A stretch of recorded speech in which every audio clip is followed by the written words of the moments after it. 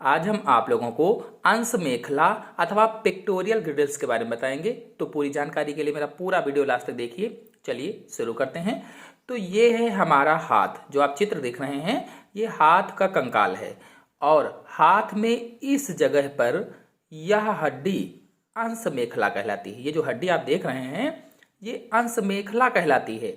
दोनों हाथों में इसी जगह पर अंश मेखलाएं पाई जाती हैं।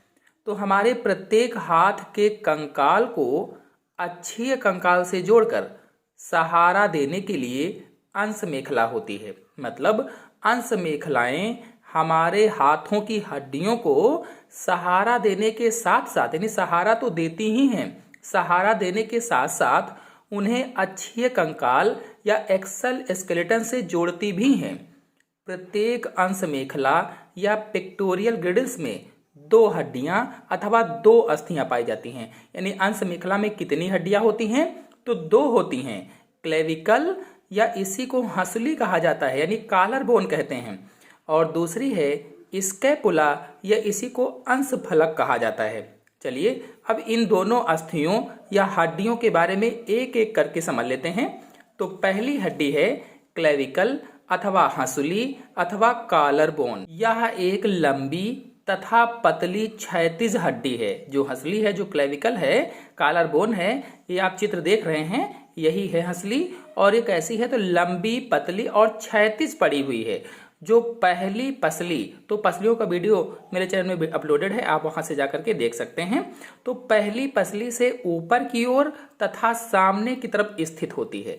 मतलब जो हंसली है या जो क्लेविकल हड्डी है ये क्षणनुमा होती है और गर्दन से कंधे तक फैली रहती है। गर्दन से लेकर के कंधे तक फैली होती है तथा पहली पसली के ऊपर सामने की ओर स्थित होती है। जो पहली पसली है उसके ऊपर और सामने की तरफ स्थित होती है। इसका मध्य का सिरा गोल होता है। जो बीच का भाग है वो गोल होता है, यानी जो शरीर के तरफ वाला भाग है, ये जो आप देख रहे हैं शरीर के तरफ वाला भाग है, यह गोल होता है। जो स्टर्नम या उरोस्थ से, स्टर्नम को हिंदी में उरोस्थ कहते हैं, स्टर्नम से जुड़ा होता है। और बाहर की ओर वाला सिरा जो बाहर की तरफ है उस चौड़े सिरे को चपटा होता है और स्कैपुला या एक्रोमियन प्रवर्ध से जुड़ा रहता है। जो बाहरी सिरा है वो स्कैपुला के एक्रोमियन प्रवर्ध से जुड़ा हुआ है। यानी जो बाहरी भाग है वह चौड़ा होता है, चपटा होता है और स्कैपुला से जुड़ा होता है। चलिए अब अंश मेखला की दूसरी हड्डी, दूसरी अस्थि स्कैपुला या अंश फलक के बारे में जान लेते हैं। तो यह एक बड़ी, चपटी और त्रिकोणाकार हड्डी है। जैसा कि आप लोग चित्र में देख भी रहे हैं, बड़ी है, चपटी है और त्रिकोणाकार हड्डी है। मतलब जो स्कैपुला है यह लंबी होती है, तिकोनी है, यानी बड़ी सी है, तिकोनी है और चपटी हड्डी होती है। जो दूसरी और सातवीं पसलियों के बीच में कंधे के नीचे पीठ के ऊपरी भाग में होती है। स्थिति क्या है? दूसरी और सातवीं पसलियों के बीच में। अगर पसलियों का वीडियो आप लोगों ने नहीं देखा है तो पिछले दिनों मैंने अपलोड किया है, जाकर के आप देख सकते हैं। तो दूसरी और सातवीं पसलियों के बीच कंधे के नीचे पीठ के ऊपरी भाग में स्थित होती है। यह पेशियों द्वारा कशेरुक दंड तथा पेशियों से जुड़ी रहती है। पेशियों के द्वारा ही कशेरुक दंड से जुड़ती है और पेशियों से जुड़ी रहती है।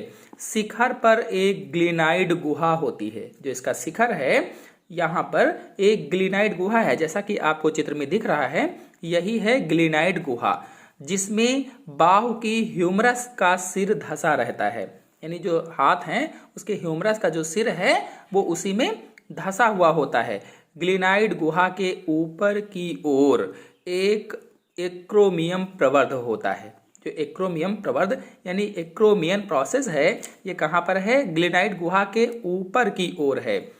यह क्लेविकल के साथ संधि करता है, अर्थात क्लेविकल के साथ ये जुड़ा हुआ होता है। स्कैपुला पर एक्रोमियन प्रवर्ध के निकट ऊपर की ओर निकला एक दूसरा प्रवर्ध भी होता है। यानी इसी स्कैपुला पर एक्रोमियन प्रवर्ध के पास में एक और प्रवर्ध निकला हुआ है जिसे कोराकॉइड प्रवर्ध कहा जाता है या कोराकॉइड प्रोसेस कहते हैं। कोराकॉइड प्रवर्ध या कोराकॉइड प्रोसेस कहा जाता है। इस पर पेशियां लगी होती हैं। चलिए अब अंश मेखला के कार्यों को समझ लेते हैं, यानी फंक्शन ऑफ पिक्टोरियल ग्रिडल्स को जान लेते हैं। तो अंश मेखलाएं बाहु की अस्थियों को या हाथों की अस्थियों को अक्षीय कंकाल से जुड़ने के लिए सहारा प्रदान करती हैं। जो हमारे हाथ की हड्डियां हैं उसको अक्षीय कंकाल से जोड़ने के लिए सहारा प्रदान करती हैं अंश मेखलाएं या पिक्टोरियल ग्रिडल्स, तथा पेशियों को जुड़ने के लिए सतह भी प्रदान करती हैं। और उसकी पेशियां जुड़ें इसलिए उसके लिए सतह भी प्रदान करती हैं, जगह भी प्रदान करती हैं।